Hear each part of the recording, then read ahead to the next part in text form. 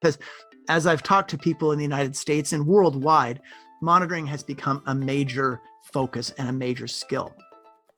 The ability to recognize attacks. And this is, by the way, a lighthouse that I go to on the Oregon coast. I couldn't help but think of that lighthouse because it monitors, doesn't it? It helps monitor things.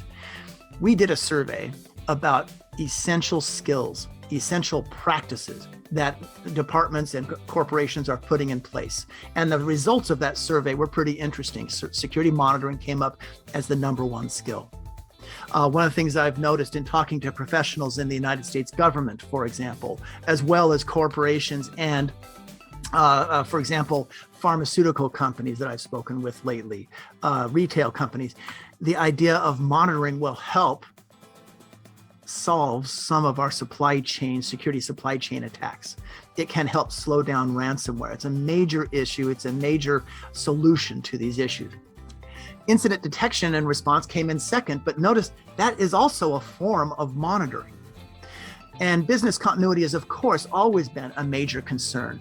But interestingly enough, that is also related, I believe, to sophisticated monitoring. And what we need are workers that can visualize attacks, that can visualize the health of a network, and can implement observability, which is kind of like learning more about how applications are actually running. I bring this up because it's important for us to identify threat actors. This is a picture that I took while I was hiking in the Grand Teton National Park about 2 or 3 years ago. And in the middle of this picture, I don't know if you can see it, but there's a grizzly bear. Okay, Kuma. This grizzly bear, I ran towards it and took this picture. The reason I bring it up is I think it's an analogy for what we do. As I was hiking, my job was to visualize threats and to identify them and then to act appropriately. Unfortunately, I ran towards the bear. You're not supposed to do that. And you can see that she's kind of looking at me like, what are you doing? But it's also important for us as security professionals to not just identify threat actors. That's one thing. But we also are asked to identify patterns.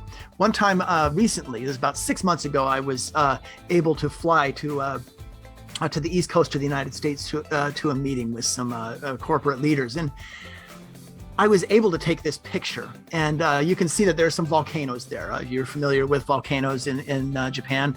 We all live in the Pacific Ring of Fire, right? But this is Mount Rainier. It's also another mountain called Mount Adams, another mountain called Mount St. Helens, and then Mount Hood. It's 4 mountains. This is often known in the Pacific Northwest as RASH, R-A-S-H. Get it? Rainier, Adams, St. Helens, and Hood.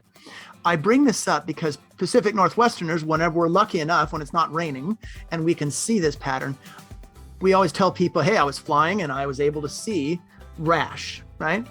I bring this up because it's an example of the kind of patterns that we're supposed to be able to identify. One of the skills that increasingly I hear about is the ability to visualize and identify attacks as one technology connects to another.